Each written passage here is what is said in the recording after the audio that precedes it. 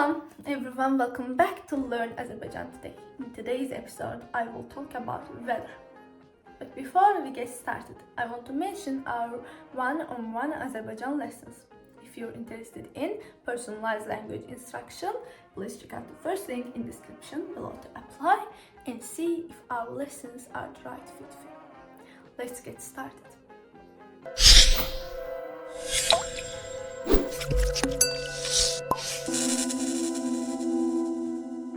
Bugün hava necədir? Bugün hava necədir? Bugün hava necədir? Bugün hava necədir means what's the weather like today? What's the weather like today? What's the weather like today? Bugün hava necədir? Hava xoşdur. Hava xoşdur. Hava xoşdur. Hava xoşdur is the weather is fine. The weather is fine. Hava xoşdur. Hava pisdir. Hava pisdir. Hava pisdir. Hava pistir is the weather is bad. The weather is bad. Hava pistir. Soyuqdur.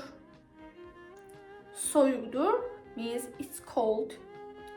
It's cold. İstidir. İstidir.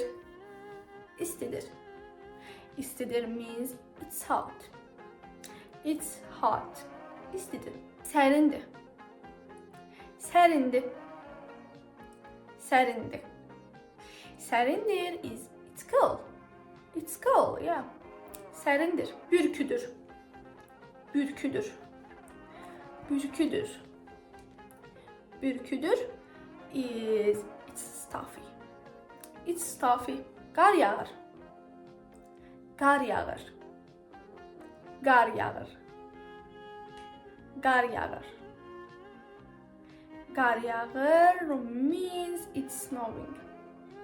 It's snowing. It's snowing. Yağış yağır. Yağış yağır. Yağış yağır. Yağış yağır means it's raining. Yeah, it's raining.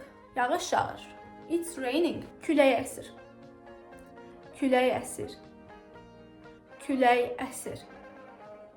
Külək əsir means it's windy. Or küləklidir. Küləklidir. Külək əsir sayın. It's windy. It's windy.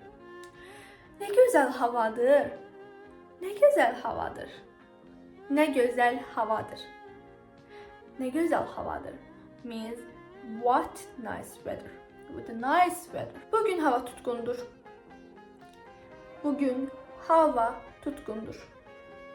Bugün hava tutkundur means it's cloudy.